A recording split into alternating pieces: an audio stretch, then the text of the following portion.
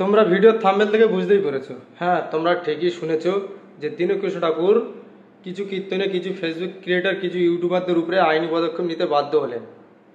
কেন তাদের উপরে লিগ্যাল অ্যাকশন নিল দীনকিশোর ঠাকুর? আসো তার বিষয়ে আজকে কিছু জানতে পারবো।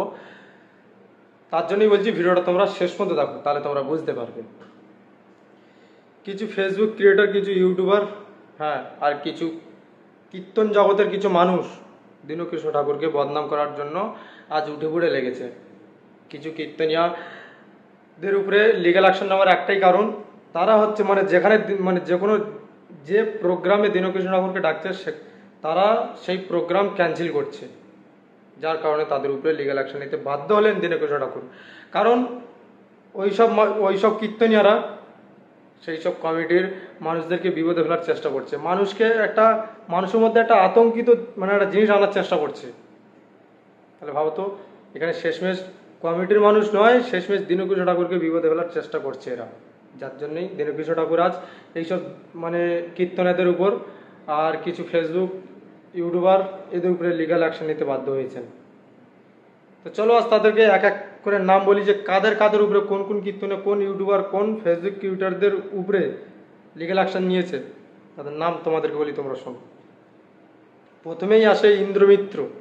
হ্যাঁ, যে ফেসবুক ক্রিয়েটর, যাকে তোমরা সবাই জানো।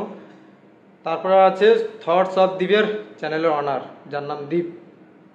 আরও আছে কীর্তন জগতের কিছু মানুষ আছে, গোপাল কৃষ্ণ পাল আছে, কৃষ্ণ দাস মুখার্জি, ডিজে খোকন ইউটিউবার।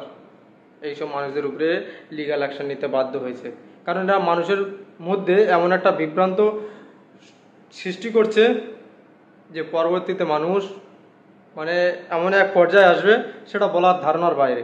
যার জন্যই এদের উপরে লিগ্যাল অ্যাকশন নিতে বাধ্য হয়েছে। কারণ এরা ভেবেছিল যে দীনকিশোর ঠাকুর শান্ত হয়ে গেছে। হ্যাঁ, আমরা জেগে উঠেছি, দীনকিশোর ঠাকুর শান্ত হয়ে গেছে, আমরা দীনকিশোর ঠাকুরের বিষয়ে, হ্যাঁ, বাবা সাহেব আম্বেদকরের বিষয় যা তা বলবো এবার। কারণ দীনকিশোর ঠাকুর আমাদের নামে কোনো লিগ্যাল স্টেপেও নিতে পারবে না, কোনো কিছু করবে না, কারণ দীনকিশোর ঠাকুর ভয় পেয়েছে, এটাই ভেবেছিল এরা। কিন্তু এবার এরা বুঝতে পারবে যে দীনকিশোর ঠাকুর কি। এবার সে শিক্ষাটা এরা পাবে, এই যে কিছু কীর্তনিয়া, কিছু ইউটিউবার, এরা পাবে যে আমরা কি ভুল কথা বলেছি বা কি এমন কাজ করেছি, যার জন্য আমাদেরকে আজকে এমন একটা পর্যায়ে আসতে হলো। আর ভিডিওর শেষে আমি একটা কথাই বলবো, আরও কিছু কিছু ফেসবুক ক্রিয়েটাররা আছে বা ফেসবুক গ্রুপে দেখছি কিছু কিছু বাজে বাজে কমেন্ট পোস্ট করছে, তাদেরকে সাবধান করে দিচ্ছে। হ্যাঁ, যে এগুলো এখনও সময় আছে, বন্ধ করো, যেটা জানো না সে বিষয় নিয়ে কমেন্ট বা কোনো পোস্ট করতে এসো না, নাহলে শেষমেশ এইসব মূর্খদের মতো তোমাদেরও পরিণতি হতে পারে।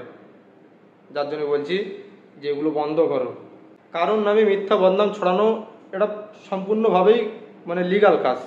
যে কারণ আমি একটা বদনাম ছড়িয়ে দিলাম, তাহলে বুঝতেই পারছো তো। এবার কিছু ইউটিউবাররা লাফালাফিটা হয়তো অন্তত একটু বন্ধ করবে, তাই বলছিস সাবধান হয়ে যাও তোমরা।